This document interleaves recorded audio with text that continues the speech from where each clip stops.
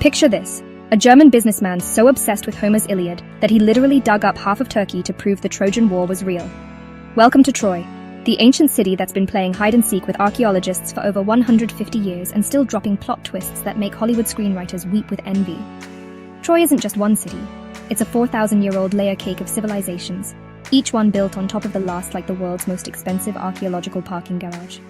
We're talking 9 major layers spanning from 3000 BC to 500 AD, where Bronze Age warriors partied on the same ground where Roman tourists later came to Instagram their vacation pics.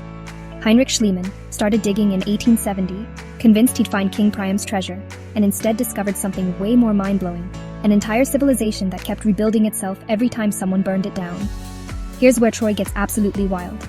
This wasn't just some random ancient city. It was the Las Vegas of the Bronze Age, controlling the most profitable toll booth in the ancient world. The city sat at the entrance to the Dardanelles Strait, where ships had to wait for favorable winds to pass through. Troy basically charged ancient merchants a parking fee, while they waited for Mother Nature to cooperate, turning geography into the ultimate get-rich-quick scheme. But let's talk about that legendary war. For centuries, everyone thought Homer's Iliad was just really good fan fiction. Then archaeologists found Troy VIIa, a layer from around 1250 BC that shows clear evidence of violent destruction. 3 feet of blackened debris, arrowheads scattered everywhere, and unburied human remains that paint a picture of a city that went down swinging.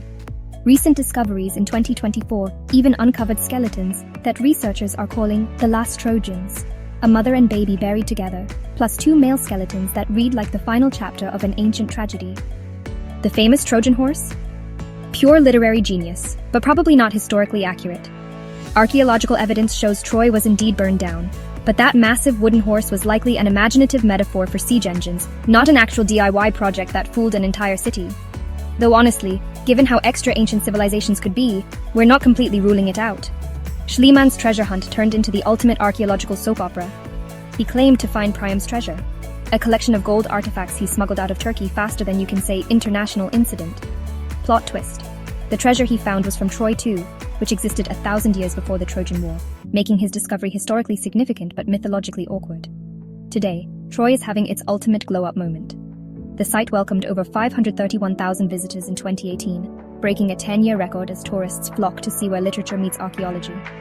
The modern Troy Museum showcases everything from ancient artifacts to contemporary art installations, proving that some stories are too epic to stay buried.